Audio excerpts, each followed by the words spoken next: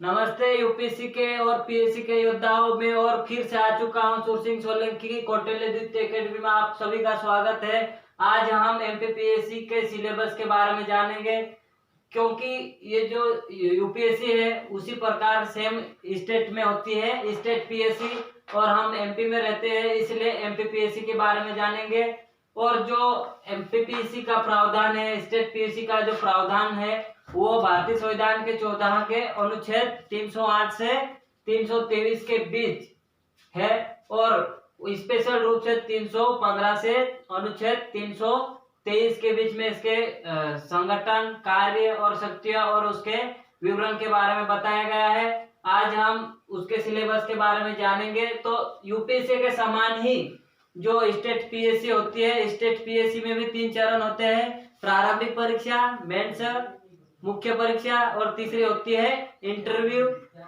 जो प्री होती है, प्री एग्जाम या प्रारंभिक परीक्षा, उसमें सामान्य अध्ययन के प्रश्न पूछते हैं। सामान्य अध्ययन के प्रश्न में टोटल प्रश्न होते हैं, उसमें 100 प्रश्न होते हैं, 2 अंक के, तो टोटल 200 अंक का होता है। और जो सेकेंड पेपर होता है सीसेट, वो होता है 100 प्रश्न होते हैं और प्रत्येक 2 अंक के होते हैं। इसमें नेगेटिव मार्किंग नहीं होती है। यूपीएससी और स्टेट पीएससी में अंतर यह है कि जो जीएस पेपर, ये जो जीएस का पेपर है प्राइमरी एग्जाम का, उसमें वहां पर 1/3 नेगेटिव मार्क का होता था, और जो स्टेट पीएससी होती है इसमें नेगेटिव मार्क नहीं होते हैं। तो हम शुरू करते हैं प्रीलिमिनरी एग्जाम का सिलेबस। तो उसमें सबसे पहला है इतिहास, संस्कृति एवं साहित्य। तो जो संस्कृति है मध्य प्रदेश की, उसके अंतर्गत आ जाता है उसकी जो महत्वपूर्ण घटनाएं, राजवंश, यहाँ पर जो लोग रहते हैं उनकी जो वास्तुकला है, चित्रकला है, नाट्य कला है, और अन्य चीजें जो इतिहास से रिलेटेड होती है, वो पहले पॉइंट इतिहास, संस्कृति एवं साहित्य के अंतर्गत आती है। दूसरा पॉइंट होता है भारत का इतिहास। ये टॉपिक और यूपीएससी का टॉपिक सेम होता है, जिसमें यूपीएससी का जो सिलेबस है और एमपीपीएससी का जो सिलेबस है, इतिहास में प्राचीन भारत, मध्य भारत और आधुनिक भारत से संबंधित प्रश्न पूछे जाते हैं प्रीलिम्स में। और थर्ड टॉपिक होता है मध्य प्रदेश का भूगोल। मध्य प्रदेश का भूगोल जो होता है, इसके अंतर्गत मध्य प्रदेश की भौगोलिक दशाएं, प्राकृतिक दशाओं के बारे में बताया जाता है, उससे संबंधित प्रश्न होता है। और जो 5वां पॉइंट है वो राज्य की संवैधानिक व्यवस्थाएं। राज्य की संवैधानिक व्यवस्था के अंतर्गत जो भी संवैधानिक व्यवस्थाएं है, जो भी निकाय है, जैसे निर्वाचन आयोग है, संघ लोक सेवा आयोग है, इससे संबंधित व्यवस्थाएं जो होती है उसके बारे में पढ़ेंगे। फिर जो छठा टॉपिक है राज्य की अर्थव्यवस्था।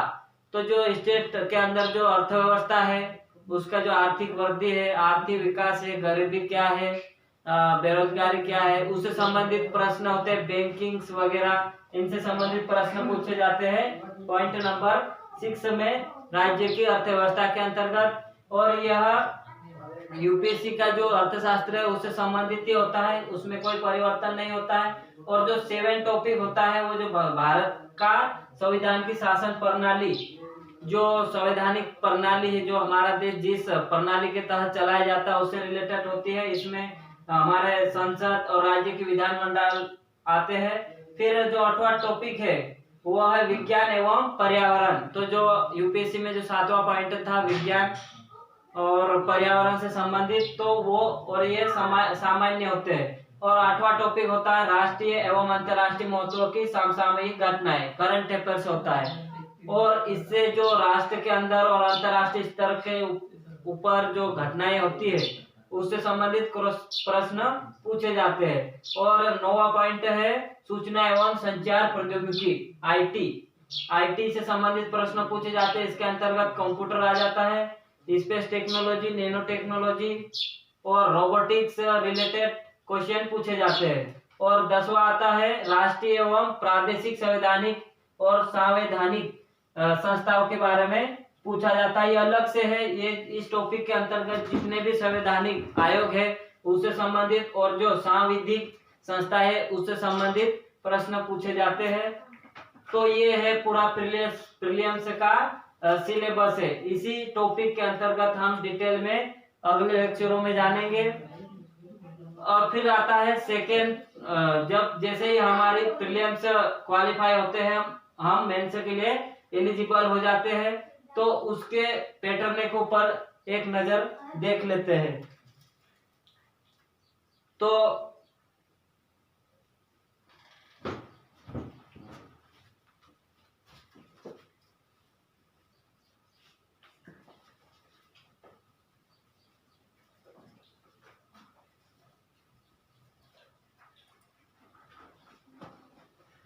यूपीएससी के जैसा ही जो हमारा स्टेट पीएससी का जो मेंस होता है वो सेम सब्जेक्ट के बने होते हैं। ये में दोनों यूपीएससी और एमपीपीएससी का सिलेबस इसीलिए बताया जा रहा है ताकि हम जो तैयारी करें उसमें कौन कौन से टॉपिक जो एमपीपीएससी से संबंधित है, कौन कौन से टॉपिक जो यूपीएससी से संबंधित है, यूपीएससी की तैयारी किस प्रकार से उसमें समानता है और क्या क्या उसमें विभिन्नताएं है, ये हम देख रहे हैं।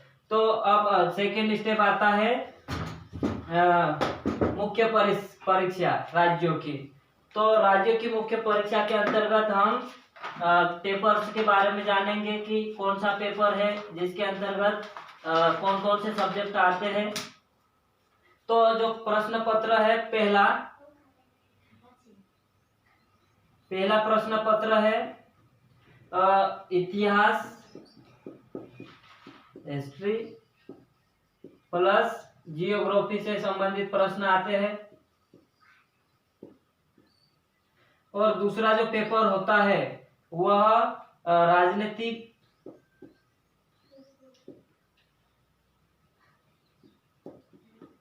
राजनीति अर्थशास्त्र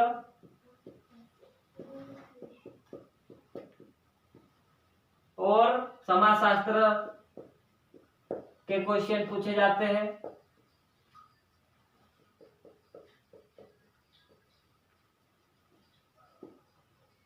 और जो तीसरा पेपर है साइंस और टेक्नोलॉजी का है। और चौथा जो पेपर है वह नीति शास्त्र का है।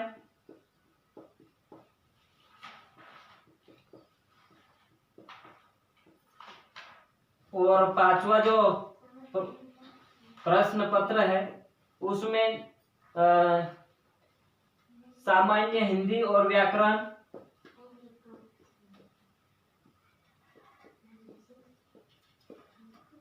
एवं व्याकरण।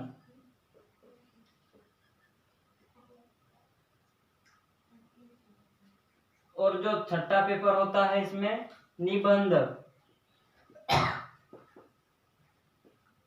तो यूपीएससी के जैसा ये सिलेबस है और इसके अंतर्गत जो निबंध का उस यूपीएससी में पहला पेपर होता है और यहाँ पर छठा पेपर रहता है, उसमें निबंध पूछे जाते हैं और यह 100 अंकों का होता है और हिंदी में होता है। और फिर आता है जो पहला पेपर है हिस्ट्री और जियोग्राफी, इतिहास और भूगोल, इससे संबंधित प्रश्न आते हैं। यह 300 अंक का होता है, 150 के 2 पार्ट होते हैं और 3 घंटे का समय होता है।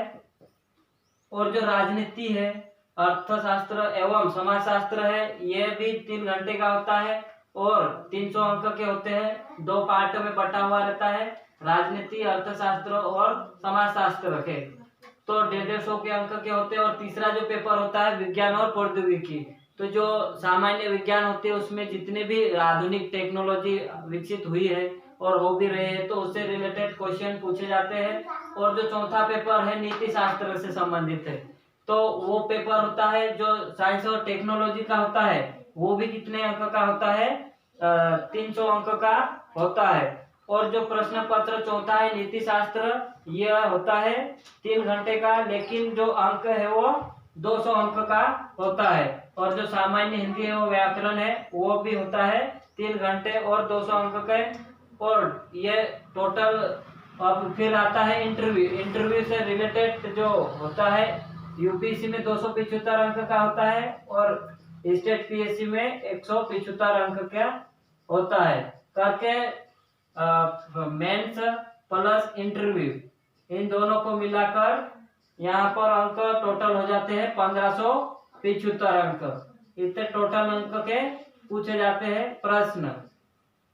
और जो एमपीपीएससी होती है, एमपीपीएससी और यूपीएससी ये सिलेबस है, और इन्हीं में जो प्रीलिम्स है, प्रीलिम्स क्वालिफाई करने के बाद मेंस है, मेंस क्वालिफाई करने के बाद इंटरव्यू होता है, और इसके बाद मेरिट के आधार पर सूची तैयार होती है, और जो राज्य है वहां पर विभिन्न सेवा के पद पर भर्ती या नियुक्ति हो जाती है।